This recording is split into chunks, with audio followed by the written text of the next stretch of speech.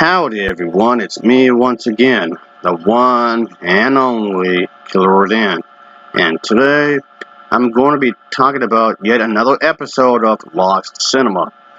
I want to use this as an excuse to talk about Asian films, even though this series of videos is not just exclusively to that. I don't want anyone to be getting the wrong idea here. I'm going to talk about any film and whatnot. The basic idea is that it could be any movie from anywhere and any time that was supposed to have been made, but for whatever reason, something just gets in the way. Just because you have a good concept in your hands doesn't necessarily mean it's going to get made. Yes, getting into the film business is a task in its own, sure, and getting a movie made is also another difficult task as well. So I'm not saying that good movies don't get made, because they obviously do. There's plenty of good films that do get made, of course, out there.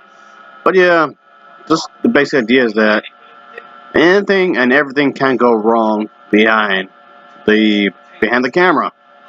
You have to go through a lot of horrors just to get something made. Of course, it's a pain in the ass, obviously. So for this today's video, I'm gonna talk about this one, Godzilla versus Nuked Godzilla. So kind of a weird idea there, I guess you can say. It was gonna be intended release for sometime in '95, I guess you can say, and the overall idea was thought about this one guy. So yeah, about this one individual, I guess you can say. So anyway, the thing is that there was bits of concept art that was actually made for this kind of a thing. So yeah, again, you might be thinking that okay, there's some artwork done. There's a chance for it to get made. Not really. But the idea, the plot line, there's not much to work with really. It's just basically Godzilla fighting off um, a heavily mutated dinosaur-like creature at the end of the movie, and that's about it really. And there's not much else to say about this kind of a thing. As for the appearance of this mutated creature, as for the appearance, and yeah. So it's gonna be similar to Godzilla himself, but it was barely recognizable, I guess you can say. So yeah, could be the creature that Godzilla was gonna face off was gonna be mutated because of multiple uh, tests of near nuclear tests and whatnot, and then this creature was gonna be really charged up because of the radiation and whatnot. The two characters gonna find a fight together and have a fight to the death, a battle, a grand finale for these two characters, just duking it out once and for all, kind of a thing going on here. Final grand battle was going to take place in an area like this. Yeah, in a Russian kind of area, I guess you could say. So there's that.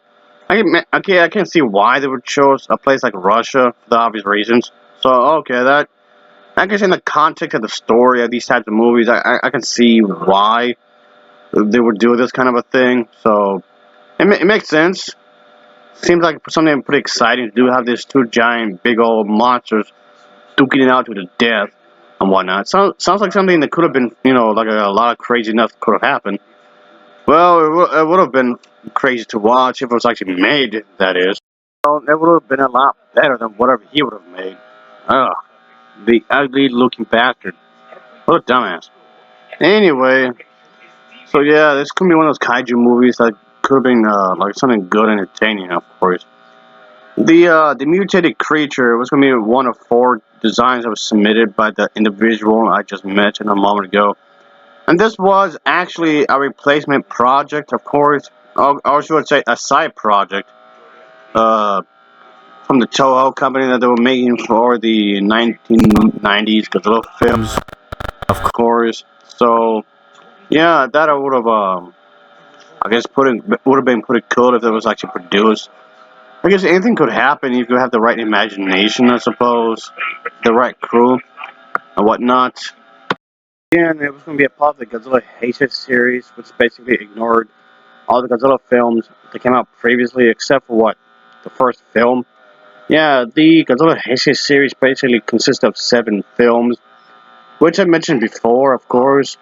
And this was definitely my favorite era of Godzilla. This was the more fancier Godzilla films, I guess you can say, that took themselves pretty seriously, which I liked, of course, a lot. But yeah, uh, how this film would have turned out if it was actually made, I'm not quite sure. I guess you can say maybe it would have been good, perhaps. I surely hope so. It would have anyway. But yeah, it would have been this era of the Godzilla films and whatnot. And of course, the Heisei series was basically is a term that was used to identify the previous political era of Japan. By the way, it's not just something from movies, of course. And yeah, there's a whole thing with that, which I don't get into too much, really, of course. But anyway, this seems like something they could have done. Seems like a missed opportunity to expand a bit more of this series of films. I mean, they wanted to take a break from these films for a little while, so if anything, this is probably going to have been like a grand finale, at least for the Heisei series of Godzilla films, I guess you can say. So it probably would have been good if they actually done it correctly. I'm not saying they wouldn't, nor that I'm trying to doubt them that they could, but but yeah, I feel a bit more reworks. I guess you can say they could do it, of course. So it seems possible, obviously, they could actually have it done.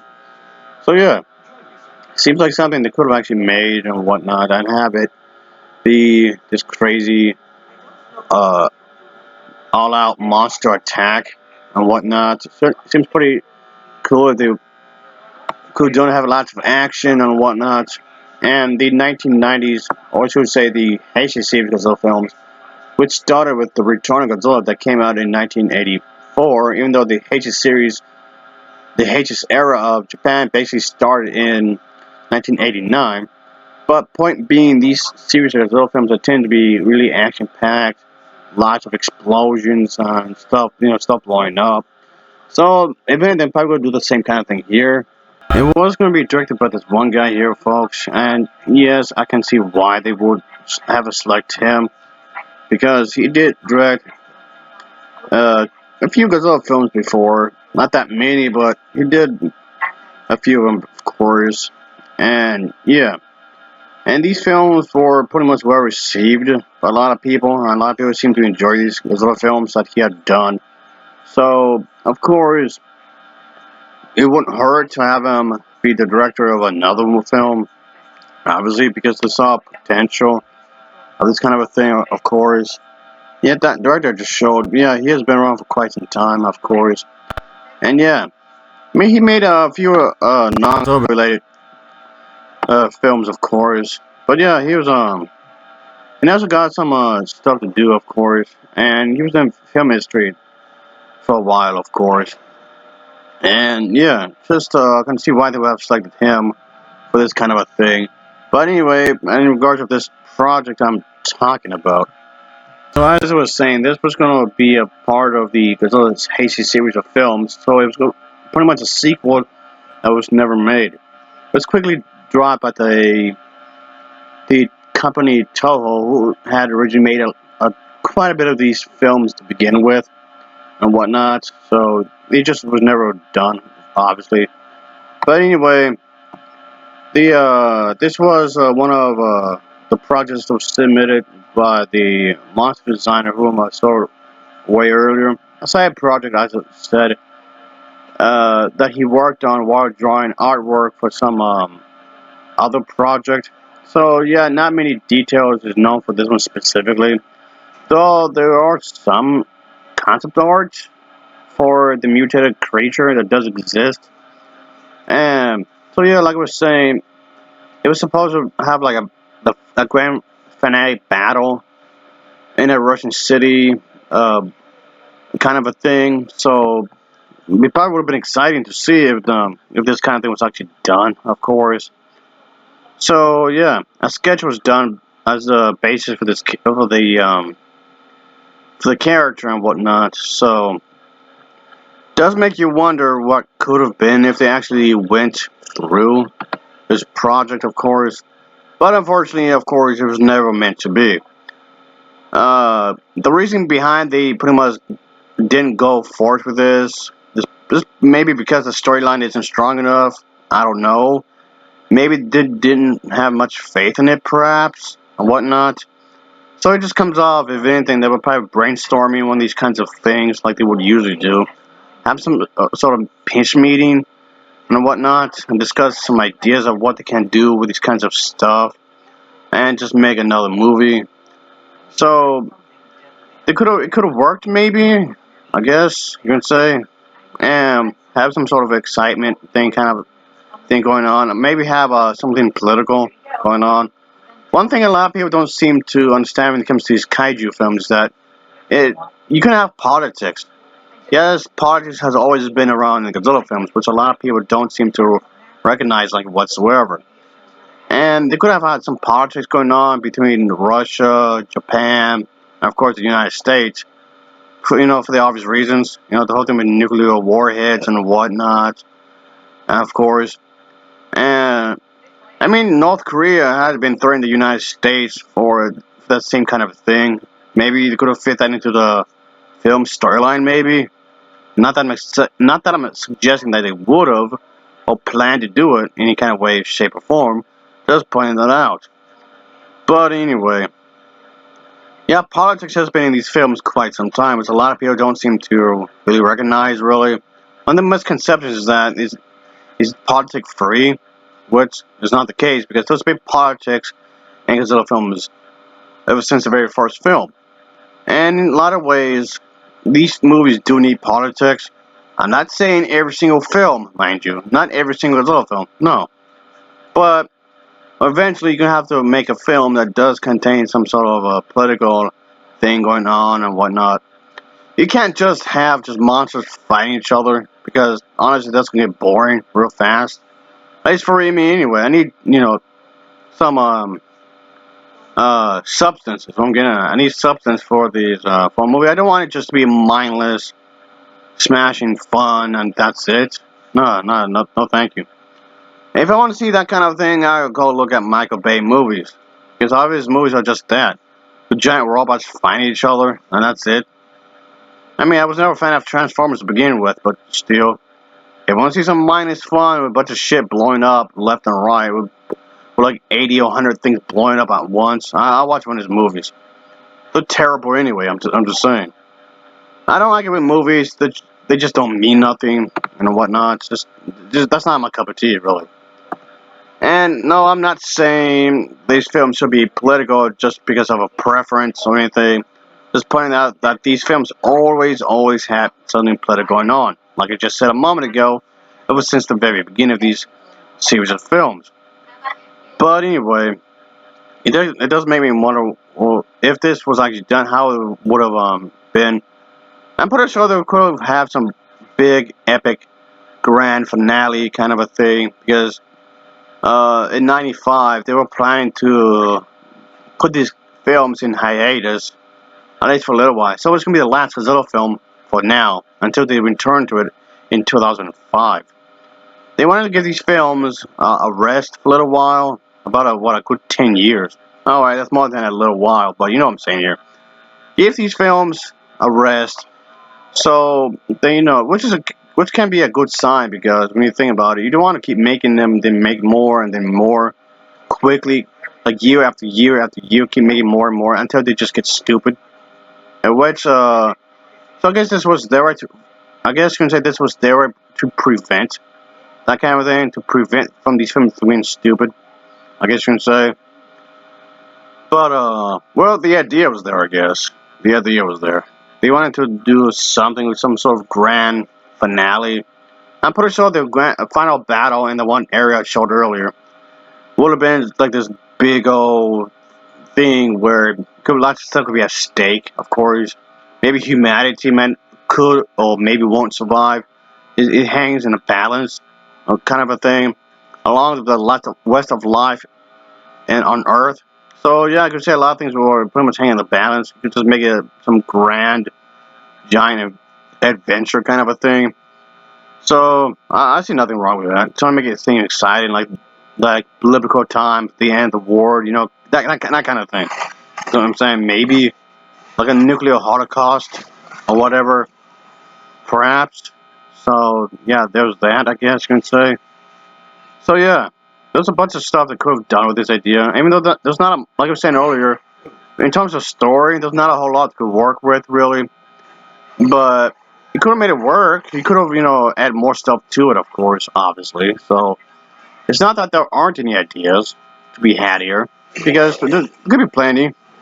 You just have to be creative with what you want to do and whatnot. So yeah, I'm pretty sure that Mickey's Goose is going to be or was going to be a part of this film because she was in most of the Haiti series, Godzilla films.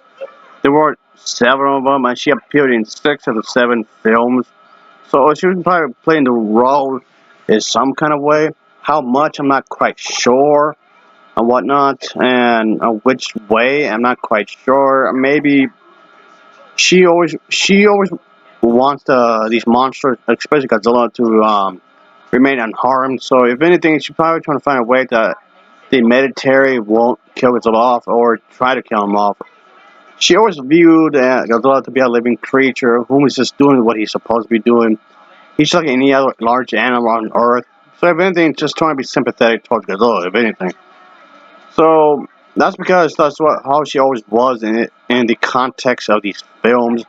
So if anything, you have to take a good swing here. So it's probably be doing the same kind of thing, and she has this telekinesis type of ability. So that probably could play into the story somehow. How much so, if at all, I don't know really. But yeah, this was going to be the final installment, or I should say, was going to be the final installment before they just quickly canceled it. While they actually did make a grand finale Godzilla film, which is of course Godzilla vs. Destroyer, yeah, they did a closing chapter of this specific series of Godzilla films, but this was not the original intended version, like whatsoever. So yeah, folks, yeah, I guess it's kind of sad to see that a lot of these things just don't get made like whatsoever, like at all. But I guess in some ways it's kind of enjoyable just trying to dig up on some things and whatnot to see how things could have or probably would have been if they were actually produced. Like I said, these things have is quite common, of course. Not trying to discourage anyone from making shows, movies, or video games or anything, but this does have this is quite common in all mediums. Of course, even comic books, video games, shows, or anything else. It happens, or even novels. So a lot of them just don't get published for whatever reason. These things do happen, unfortunately. But anyway, as always, thanks for watching and take care. Until next time, see ya. Oh yeah. Later. Until next time. Yes, sirree.